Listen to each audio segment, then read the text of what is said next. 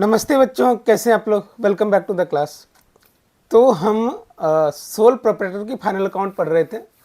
इसमें हमने difference between trial balance and balance sheet पढ़ लिया, पीएल के बीच का डिफरेंस पढ़ लिया। आज हम पढ़ेंगे एडजस्टमेंट एंट्री। तो एडजस्टमेंट एंट्री किसको बोलते हैं?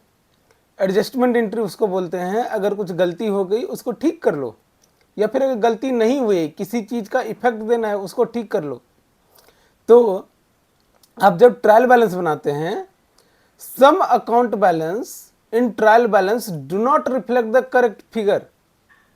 मतलब अगर मान लेते हैं कि जैसे रेंट है, रेंट पे कर दिया तो आपने लिख दिया कि हाँ हमने रेंट की एंट्री डाल दी, लेकिन आप सोच के देखो जो रेंट का अकाउंट बना रहा है वो तो ये देख रहा है कि बिल आया रेंट का, हमने पे किया, वो हमने एंट्री कर दी।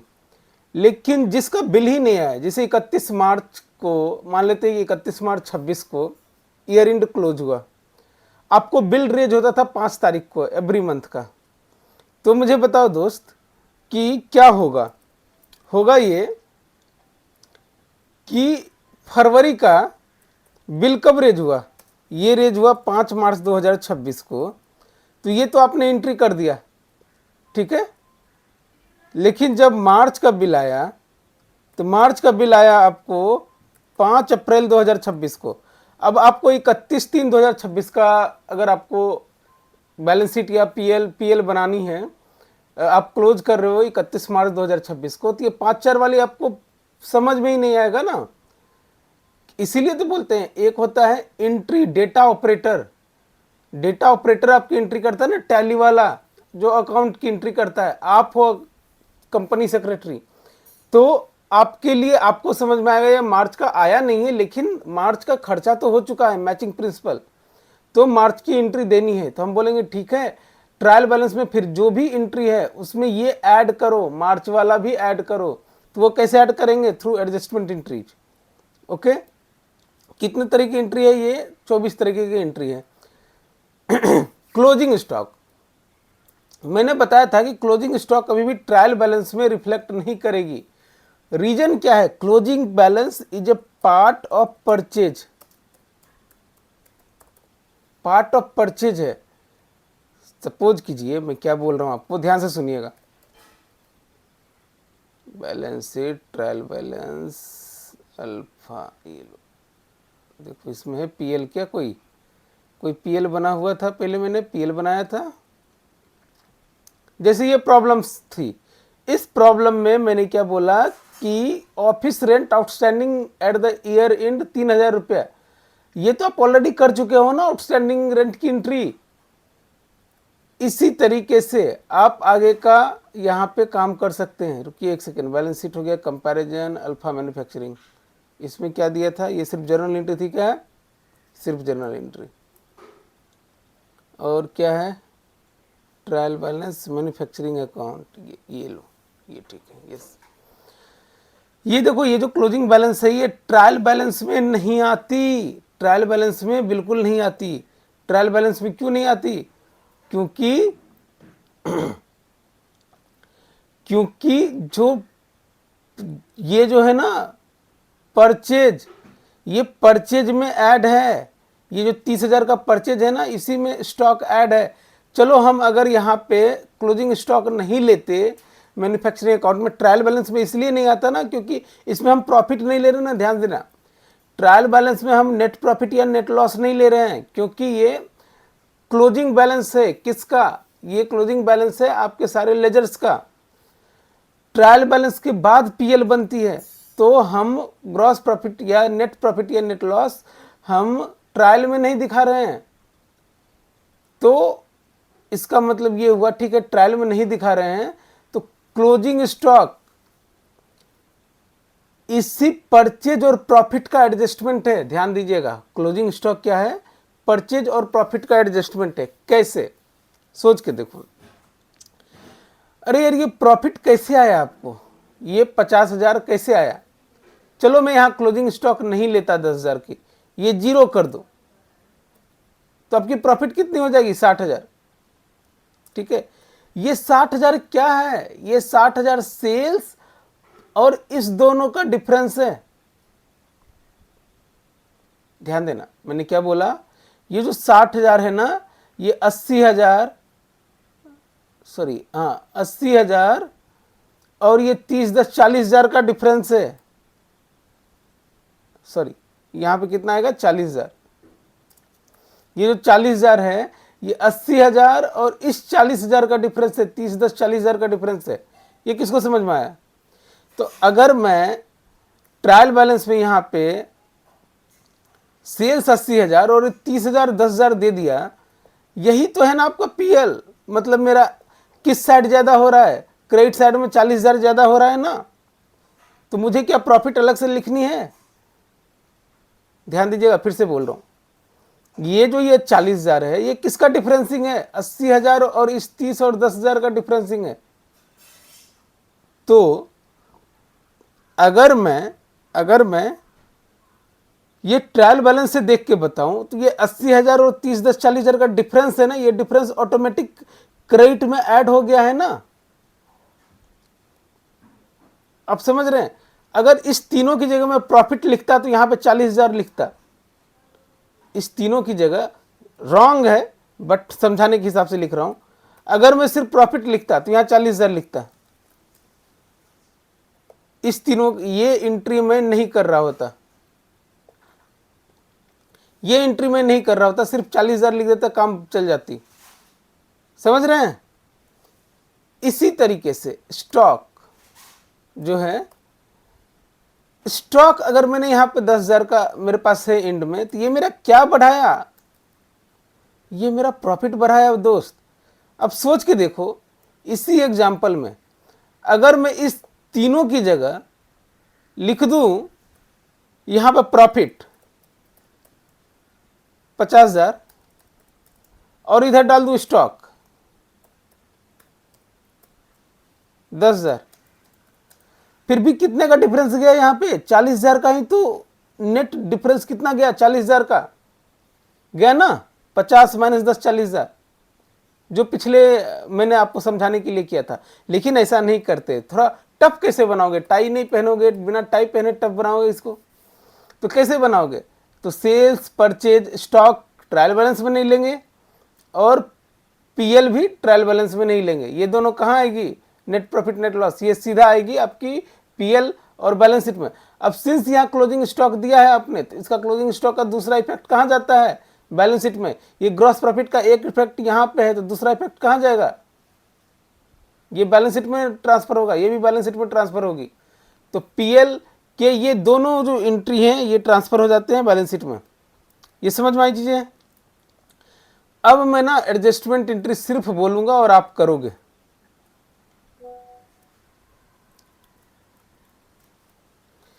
तो गोल्डन रूल क्या है? Adjustment entry are recorded outside of trial balance. Outside of trial balance किस लिए? टू मैचिंग प्रिंसिपल को फॉलो करने के लिए। जैसे मैंने रेंट का एग्जांपल दिया, यहां पे मैंने आपको रेंट का एग्जांपल दिया। ये रेंट तो बन चुकी होगी ना फरवरी तक का, ट्रायल बैलेंस बन जाएगी, बट मुझे ये मार्च की एंट्री करनी है, तो आउटसाइड ट्रायल बैलेंस दो इफेक्ट देनी होगी, डुअल इम्पैक्ट। ट्रायल बैलेंस बनने के बाद ट्रायल बैलेंस मैच होगी, तब हमको डुअल इफेक्ट देना होगा। क्यों करते हैं? क्योंकि मेरी जो पीएल है वो एक्यूरेट आए। अगर मैं वो आउटस्टैंडिंग रेंट की एंट्री नहीं करता तो मेरी पीएल एक्यूरेट नहीं आती और बैलेंस शीट अच्छे से पूरा पोजीशन अच्छे से रिफ्लेक्ट करे। चलो क्लोजिंग स्टॉक की जनरल एंट्री बताओ। इसका स्क्रीनशॉट लेके रख सकते हैं। इतनी सारी जो लिखी हुई है ना, इतनी सारी लिखी हुई है, इससे अच्छा मैंने सीट बाय सीट ऐसे करके बनाया हुआ। चलो बताओ फटाफट, क्लोजिंग स्टॉक को हम कहाँ ट्रांसफर करेंगे? ट्रेडिंग या मैन्युफैक्चरिंग अकाउंट में? कैसे करेंगे? कैसे करेंगे बताओ भाई? कहाँ गया आपका मैन्युफैक्चरिंग अकाउंट? स्टॉक इधर लाया, क्या एंट्री हुई होगी? Manufacturing account debit to closing stock.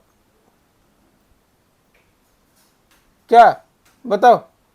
Manufacturing account debit to closing stock सही है? गलत है दोस्त। मैन्युफैक्चरिंग अकाउंट में क्लोजिंग स्टॉक इधर है, क्या एंट्री करेंगे यार? कैसे कैसे करूं? क्लोजिंग स्टॉक, वैसे भी देखो क्लोजिंग स्टॉक क्या है आपका? एसेट है ना यार, एसेट है तो कैसे ट्रांसफर करेंगे?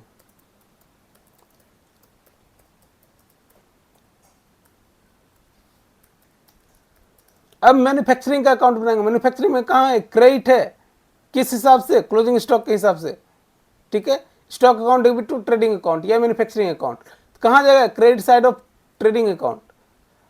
और दूसरा ये कौन सा बैलेंस है, डेबिट बैलेंस है, तो कहाँ जाएगा, बैलेंस शीट में कहाँ जाएगा, बैलेंस शीट में जाएगा सर ये balance sheet balance sheet balance sheet balance sheet balance sheet balance sheet में कहाँ जाएगा, बैलेंस शीट में जाएगा ये आपका एसेट साइड में।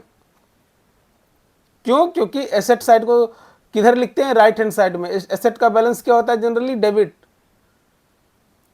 ठीक है, ये समझ में आई। आउटस्टैंडिंग एक्सपेंसेस बताओ, अब ये नहीं बताने वाला यार, आउटस्टैंडिंग एक्सपेंसेस आपको पता है, आउटस्टैंडिंग एक्सपेंसेस आपके लिए क्या है, लायबिलिटी है।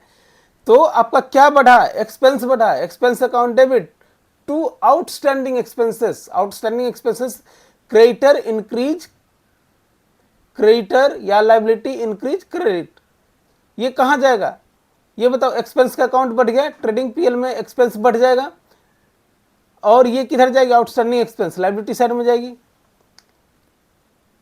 करेक्ट है, हुआ ना, डुअल इंपैक्ट हुआ ना। एक एक्सपेंस आपका बढ़ा, एक्सपेंस बढ़ा तो प्रॉफिट कम हुई, प्रॉफिट कम हुई, और दूसरा ये कहां जाएगा, लायबिलिटी साइड में इंक्रीज होगी। करेक्ट है, समझ में आया मैं क्या बोल रहा हूं। ये बैलेंस शीट में देखो, मेरा नेट प्रॉफिट मान लो 500 रुपए का था, तो ये 500 रुपये आउटस्टैंडिंग एक्सपेंस 500 रुपए का था, तो यहाँ 500 रुपये, या ये मान लो ये 2000 है। अगर ये आउटस्टैंडिंग रेंट नहीं होता तो मेरा प्रॉफिट कितना आ रहा होता, 42,500, ठीक है। सिंस ये कम हुआ तो ये और ऐड कर दिया, आउटस्टैंडिंग रेंट बढ़ा दिया, ताकि दोनों मिला के 42,500 हो जाए। करेक्ट है। Prepaid expenses, prepaid expense advance में पैसा पे कर दिया, एडवांस में रेंट पे किया। बताओ एडवांस में जो एडवांस रेंट, तो ये क्या है आपका, एसेट है। क्यों एसेट है भाई, इसलिए एसेट है सर क्योंकि एडवांस में हमने जब रेंट पे किया था तो हम इसका यूज कर पाएंगे अगले साल, या फिर अगर आज की डेट में मैं अपना रेंट एग्रीमेंट खत्म करता हूं तो वो एडवांस रेंट मुझे रिटर्न होगा कैश के फॉर्म में। एसेट है, advance reset, asset increase debit, मान लो 100 रुपये, टू रेंट अकाउंट, क्योंकि रेंट हमने ज़्यादा बुक कर दिया होगा। क्यों रेंट ज़्यादा बुक कर दिया होगा, क्योंकि मैंने उतना पे किया होगा, जो डाटा एंट्री ऑपरेटर है वो बोलेगा वाह, तो हमने पे कर दिया होगा ज़्यादा। एडवांस रेंट टू रेंट, ठीक है, करेक्ट है। तो एडवांस रेंट का नाम दे दो ना थोड़ा टाइप करके, prepaid expense to expense, rent expense है, prepaid rent to rent, prepaid expense to expense. ये कहाँ जाएगा बताओ, ये एसेट साइड में जाएगा, ये एसेट है आपका, और ये रेंट कम होगा, मतलब एक्सपेंस कम होगा, डिडक्ट फ्रॉम एक्सपेंसेस, और एसेट साइड में जाएगा। और कौन सा एसेट होगा, करंट एसेट, क्योंकि रेंट है, आपने एडवांस रेंट कितने का पे किया होगा, 1 साल 2 साल, मतलब 1 महीने 2 महीने 3 महीने 4 महीने, ठीक है, तो ये करंट एसेट में जाएगा। आइए एक्रूड इनकम, भाई जैसे प्रीपेड एक्सपेंस था वैसे accrued income. Accrued income, accrued income का मतलब क्या हुआ, मान लो कि आपको कहीं से आपको इनकम अक्रू हुआ है। अक्रू मतलब क्या हुआ, अक्रू मतलब ऐसा नहीं कि, ध्यान देना वर्ड है अक्रू, अक्रू मतलब ऐसा नहीं कि आपने कमाया नहीं, कमा लिया है लेकिन अभी आपको मिला नहीं है। मतलब क्या हुआ, जैसे मान लेते हैं कि आपका बैंक का इंटरेस्ट है, ये बैंक का इंटरेस्ट ना आपको मिलता है, मान लेते हैं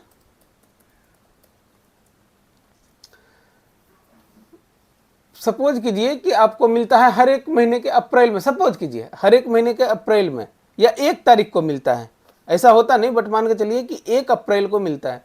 तो आप 31/3 को जो बना रहे हैं तो आपका इंटरेस्ट अक्रू हुआ है कि नहीं, अर्न किया है कि नहीं, यस सर अर्न किया है, लेकिन मिला नहीं है। मिला नहीं है तो डेटा एंट्री ऑपरेटर क्या करेगा, एंट्री नहीं करेगा, क्योंकि उसको तो भाई चाहिए कि कैश में आया है कि नहीं। तो आप क्या करोगे, बैंक का इंटरेस्ट बढ़ाओगे, बैंक इंटरेस्ट का इनकम बढ़ाओगे, तो इनकम इंक्रीज क्या होता है, क्रेडिट, ठीक है, इनकम इंक्रीज क्रेडिट। तो ये क्या हो जाएगा, bank interest income increase credit. मान लेते हैं 2,000 रुपये, ऊपर क्या आएगा, ऊपर क्या नाम दूं इसको, इसको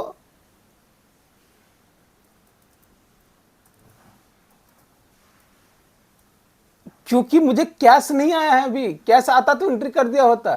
तो कुछ ना कुछ तो क्रिएट हुआ होगा ना, हमने एक राइट क्रिएट किया है बैंक लेने का। अनरिसीव्ड बैंक इंटरेस्ट, क्या मेरी इनकम तो ये 2000 की हो गई थी, लेकिन वो रिसीव नहीं हुआ है। या इसको बोलिए कि बैंक डेटर है मेरा, बैंक मेरा डेटर हो गया यहाँ पे। लेकिन बैंक, आप सिर्फ बैंक अकाउंट नहीं लिख सकते, बैंक अकाउंट लिख देंगे तो क्या होगा, बैंक में एंट्री हो जाएगी। ये बैंक में एंट्री नहीं हुई है, ना तो बैंक ने की है ना कैशबुक में की है। तो ये कौन सा है, अभी तक रिसीव नहीं हुआ है। ठीक है, तो क्या हुआ, ये कहाँ जाएगा, ये एसेट साइड में जाएगा क्योंकि ये एसेट है, और ये इनकम आपकी इंक्रीज करेगी। ठीक है, बताइए add to respective income, income इसी इंक्रीज की और एसेट साइड में, ये कौन सा एसेट होगा, करंट एसेट होगा। अब इसी को टाई पहन का नाम दे दो अक्रूड इनकम,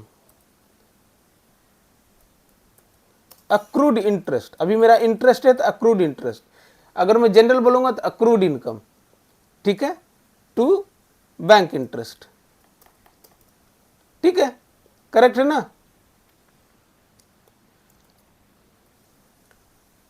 ये अनअर्न्ड इनकम, अनअर्न्ड इनकम मतलब मैंने क्या बोला था कि एडवांस लिया, मान लेते हैं मैंने क्या बोला, एडवांस लिया। ये क्या है, मैंने अभी अर्न नहीं किया है, इस पे मैंने कई सारा आपको एग्जाम्पल करवाया था। ये मैंने अभी एडवांस लिया है, अभी अर्न नहीं किया है। अर्न नहीं किया है, सबसे पहले बोलो एडवांस लिया है। तो एडवांस लिया है, एडवांस लिया है क्या है कि मेरी लायबिलिटी होगी, क्योंकि एडवांस मैंने लिया है तो मुझे पे करना पड़ेगा, मेरी देनदारी है। एडवांस लिया है, लायबिलिटी इंक्रीज, क्या होगा, क्रेडिट। तो मान लो 500 रुपये, ऊपर क्या एडवांस लिया है तो ऊपर क्या आई होगी, बैंक अकाउंट, यही तो है। लेकिन ये एंट्री हो चुकी है बैंक अकाउंट की, ध्यान देना, ये एंट्री बैंक अकाउंट की हो चुकी है ऑलरेडी, बैंक अकाउंट की एंट्री हो चुकी है। मैं क्या बोल रहा हूं ऐसे समझिए, मैंने सेल किया, मैं क्या करूंगा, bank account debit to sale account, यही कर रहा हूँगा। मानते हैं कि 2000 रुपये। अब इस 2000 में 500 रुपये एडवांस था, ध्यान देना मैं क्या बोल रहा हूं, इस 2000 में 500 रुपया एडवांस था। तो क्या करेंगे, क्या करेंगे बताओ, एडवांस लिया है 500, ऊपर क्या करेंगे, सेल कम करेंगे, क्योंकि इतनी सेल थी ही नहीं।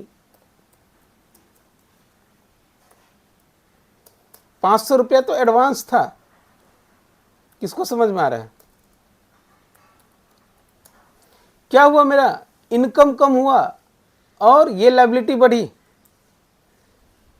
तो क्या हुआ, डिडक्ट फ्रॉम इनकम, और लायबिलिटी साइड हमारी इंक्रीज होगी। कौन सी liability, current liability.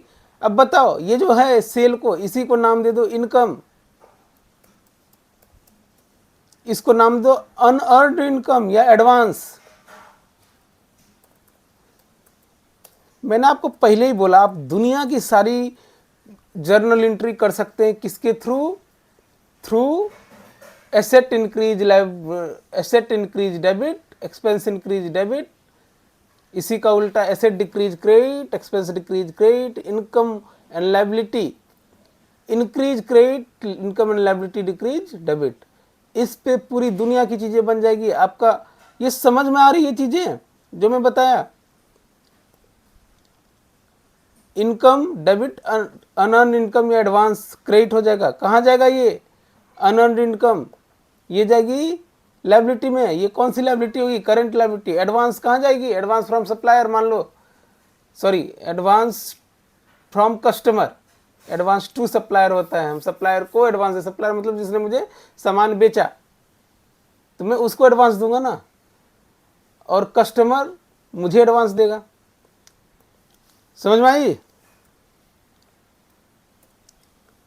Bad debts, बताओ मेरे भाई, बैड डेट्स क्या होगा? Provision for bad debts, provision for discount debt, सब कुछ आप कर सकते हो, सिर्फ आपको वर्ड समझने के। बैड डेट्स इज, चलिए आइए बैड डेट्स लिखते जाना दोस्त। बैड डेट्स, बैड डेट्स मतलब क्या बोला कि वैसे डेटर जो खराब हो गए, खराब हो गए मतलब वो पैसा ना देगा आपके पास। जैसे आप अपनी गर्लफ्रेंड के साथ डेट पे गए, वहां गर्लफ्रेंड ने बोला वाह ये ऐसा नहीं है, आई डोंट लाइक मैन पे for my bill, I will split, I will split. बोला ठीक है भैया। बिल आया 10,000 का, गर्लफ्रेंड लेके आई थी 200 रुपये। वो क्या बोलेगी? एक काम करो, I will pay you, I am little short of cash but I will pay you back.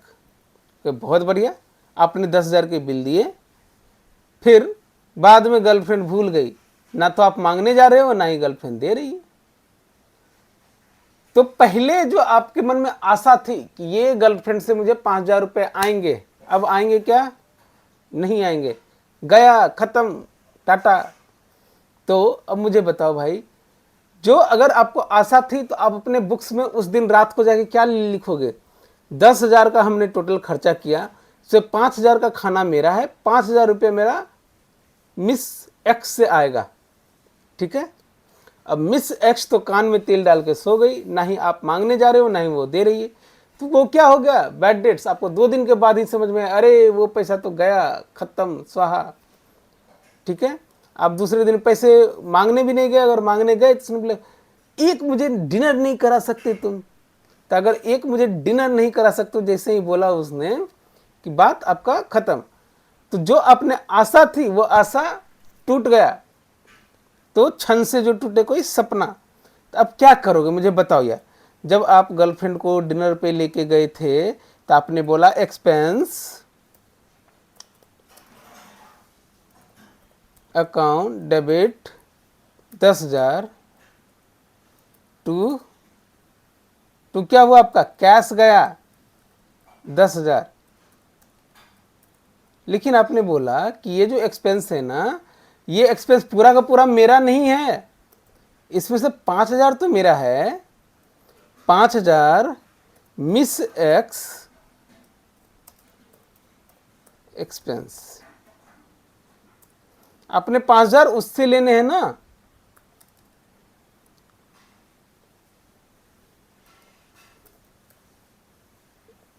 ठीक है, अब उसने बोला कि जाति महंगे क्लब में जहां होता ढंग का क्राउड, तो अब इसने बोला कि भाई साहब तुम मुझे एक क्लब भी नहीं ले जा सकते क्या? तो आपका ये 5,000 डूब गया। डूब गया तो बताओ ये एक्स का अकाउंट क्या करेंगे भाई? खत्म करेंगे ना, काहे को दिमाग लगाएंगे, खत्म करेंगे। तो आप क्या करोगे? इसको हटाओगे, क्या करोगे? To miss X account. कितने से? 5,000 से। ऊपर क्या करोगे भाई बताओ? ऊपर आपका खर्चा अब कितना हो गया? अभी तो 5,000 दिख रहा था, अब 10,000 हो गया ना एक्सपेंस। 5,000 से भराओ।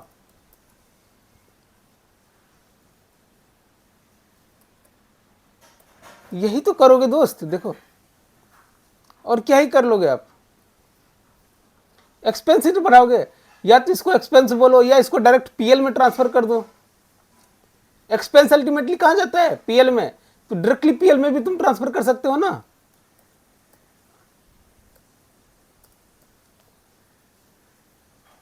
या एक्सपेंस।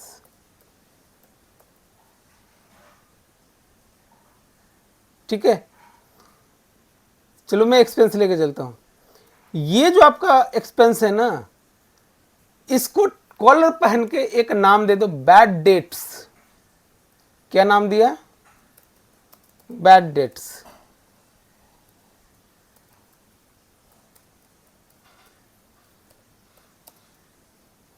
ये जो एक्स है ये क्या थी, आपकी डेटर थी।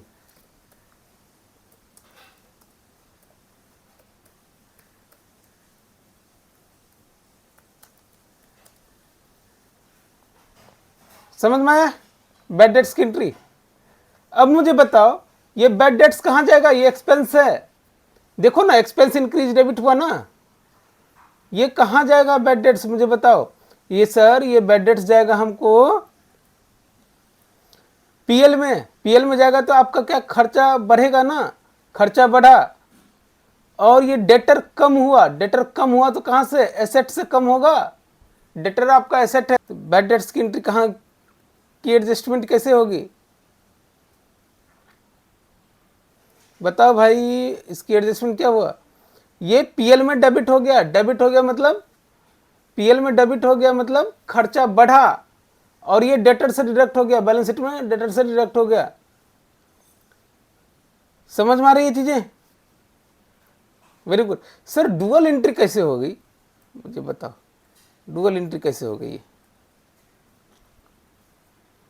देख दोस्त, मेरा मान लेते कि बैड डेट्स है 2,000 रुपए का या 5,000 रुपए का, तो ये कितना होगा 35,500, यही होगा ना।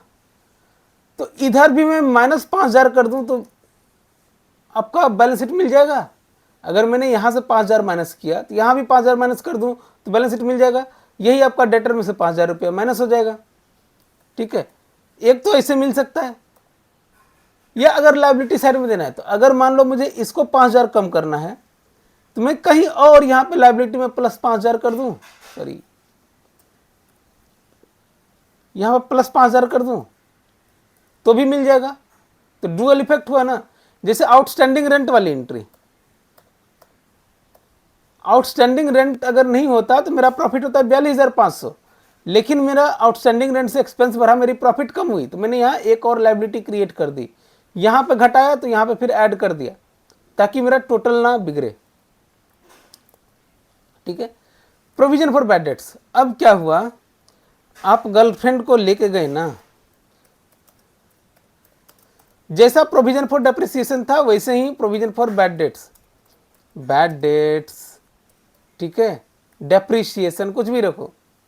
ठीक है, आपने बोला जैसे ही एक्स आपके साथ गई, आपकी वाली एक्स नहीं, नाम है एक्स, ओके, मिस एक्स जैसे ही आपके साथ गई, उसने जैसे ही बोला I can pay for my on bill, आपने आंखें घुमाई, बोली ओके, बोल तो रही हैं मैडम दिखाने के लिए, लेकिन क्या, पैसे तो ये नहीं देगी, पैसे तो ये देगी नहीं। हम बोला ओहो ये very sweet of you, very nice of you, so you want to split, give me your bill, give me your cash. लेके आई थी वो 36 रुपए अकाउंट में, बोली oh my UPI is not working, I am going to washroom और something, okay. तो ये 10,000 पूरे के पूरे आपको पे करने पड़े। लेकिन आपको पता है दोस्त, लेकिन आपको पता है कि इससे पैसे तो आएंगे नहीं, तो आपने क्या किया, आपने क्या किया, आपने बोला ठीक है यार, आज का जब मैं हिसाब लगाने जा रहा हूं ना, तो मैं क्या बोल रहा हूं कि भाई हम ना खर्चा 10,000 ही मान लेते हैं, पहले ही 10,000 मान लो, ठीक है, कितने से 5,000।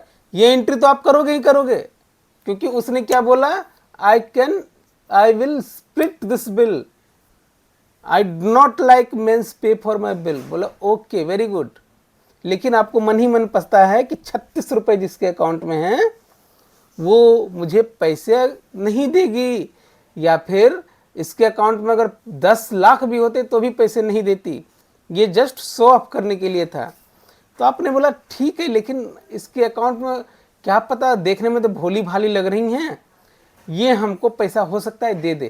बोला ठीक है यार, हम ना एक खर्चा तो मान लेते हैं, लेकिन मैं एक प्रोविजन क्रिएट करके रखता हूँ, गुल्लक क्रिएट करके रखता हूँ कि हो सकता है शायद वो दे दे, प्रोविजन फॉर बैड डेट्स। क्यों, क्योंकि जब वो नहीं देगी तो मुझे बुरा ना लगे, क्या मैंने बोला?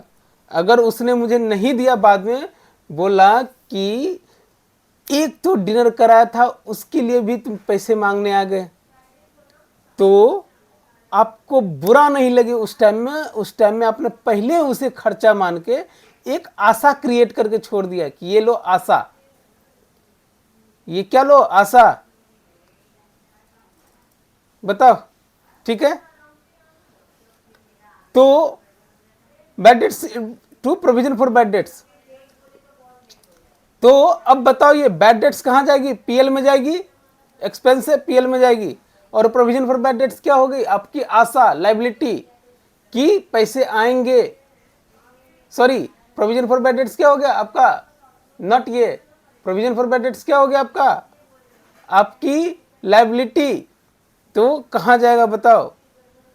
इसको डेटर से डिडक्ट कर देंगे, और ये डेबिट साइड और पीएल। पीएल क्यों? क्योंकि बैड डेट्स है, बैड डेट्स एक्सपेंस है ये, या तो बैड डेट्स है, इसको अल्टीमेटली कहां ट्रांसफर करोगे? या पीएल कर दो।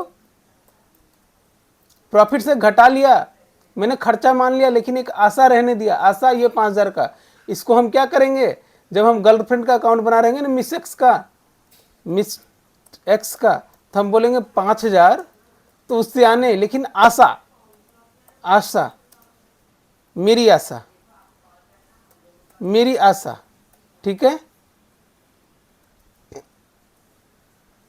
ये 5,000 से घटा दो, नेट कितना बचा?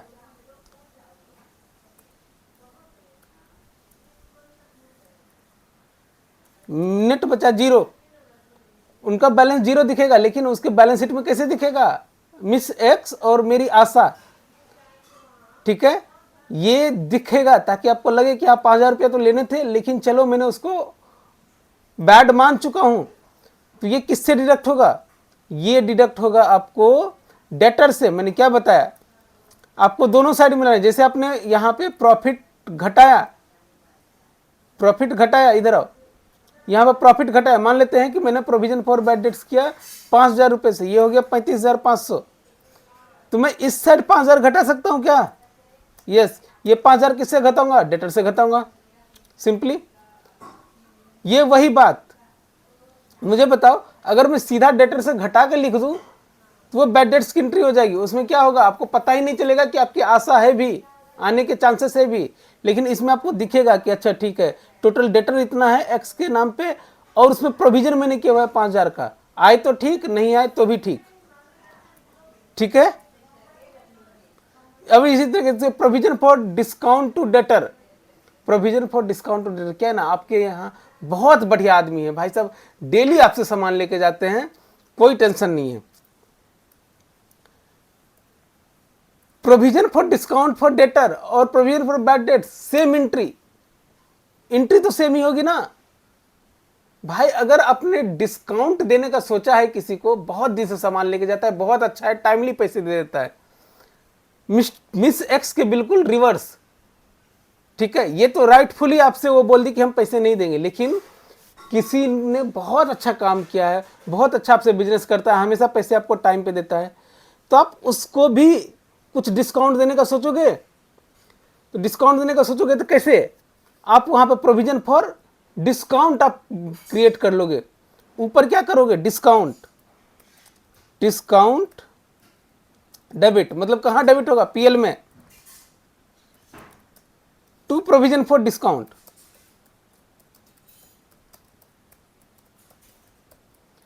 बताओ एंट्री आपको इजी लग रही है कि नहीं, वो एसेट लायबिलिटी वाले कॉन्सेप्ट से? भाई इसलिए मैं बोलता हूं कि मेरी तरीके से पढ़ो, क्योंकि मैं साइंस का विद्यार्थी था, मुझे अकाउंट समझ में नहीं आता, तो मैंने अकाउंट्स को ही मैथ बना दिया।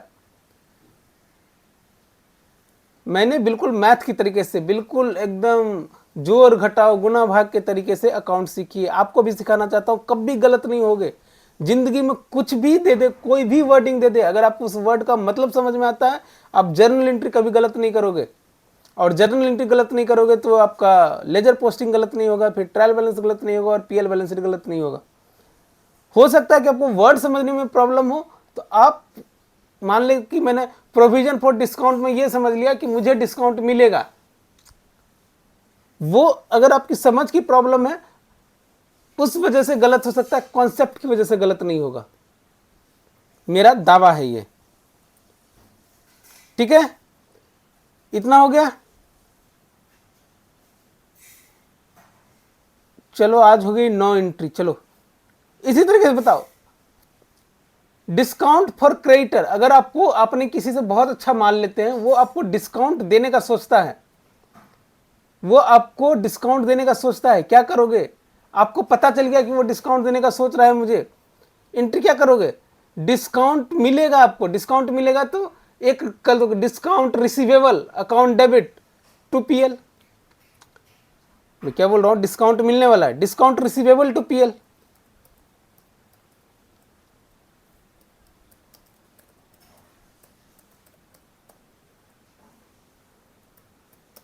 टू डिस्काउंट कर लो।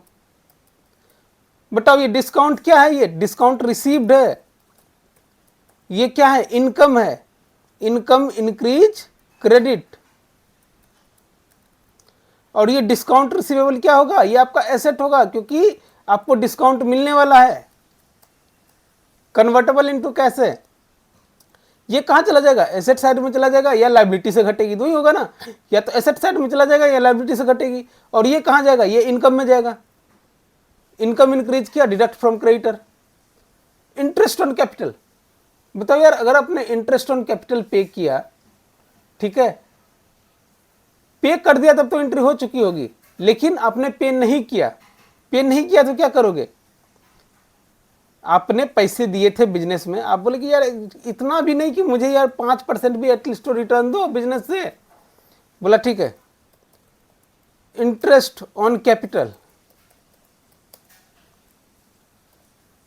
इंटरेस्ट ऑन लोन की तरह होगा। लोन की एंट्री होती तो क्या करते? Interest on loan account debit to loan account. Loan बढ़ता या बैंक आपका ये होता। बैंक में अगर एंट्री हो जाती तो ऑपरेटर एंट्री कर दिया होता, लेकिन बैंक में नहीं हुई, इसीलिए बढ़ा, बैंक आपका बढ़ा। इसी तरीके से interest on capital account debit to capital. Capital बढ़ाएंगे ना, इंटरेस्ट आपको मिला है कैपिटल पे, इधर क्या क्रेडिटर बढ़ी, ये इनकम बढ़ी। ठीक है, इनकम बढ़ा और क्रेडिटर बढ़ा। ऐड टू कैपिटल, ये कहां है? इनकम नहीं है, ये एक्सपेंस है। इंटरेस्ट ऑन कैपिटल कहां जाएगा? पीएल में। ठीक है, जहां भी आपको समझ में नहीं है यहां पे पीएल लिख दो। पीएल डेबिट हो रहा है, पीएल डेबिट हो रहा है तो ये इनकम घटी और कैपिटल बढ़ गया, मिल जाएगा, मैच हो जाएगा। इनकम घट गई, यहां पे ये बढ़ गया, हो गया, बात खत्म। इसी तरीके से interest on drawing. Interest on drawing अगर है तो ड्राइंग क्या होता है? ड्राइंग मतलब पैसे निकालना। किससे? कैपिटल से पैसे निकालेंगे। कैपिटल से पैसे निकालेंगे तो बताओ क्या होगा? पैसे, कैपिटल डेबिट होगा। कैपिटल से पैसे निकालेंगे तो क्या होगा? अगर मैं पैसे निकाल लेता तो वो एंट्री हो जाती, लेकिन मुझे इंटरेस्ट ऑन ड्राइंग लेना है, ये मेरी इनकम है, हमने चार्ज किया है, क्योंकि हमने कैपिटल से पैसे निकाला, मैनेजमेंट ने, हम उस पर चार्ज कर रहे हैं, तो ये मेरा क्या हो गया? इनकम हो गया। Interest on drawing, income increase credit 500 रुपये। ऊपर क्या होगा? कैपिटल घटेगा, क्योंकि अगर कैश में आ जाती तब तो एंट्री कर ही देता, नहीं हुआ तो कैपिटल घटेगा। एक कैपिटल घटा, इनकम बढ़ा, credit side of PL income बढ़ा और डिडक्ट फ्रॉम कैपिटल। यहां तक समझ में आई? कल 13 से 24 का करेंगे, मिलते हैं कल आपसे। Thank you. प्रैक्टिस करना इसको फिर से।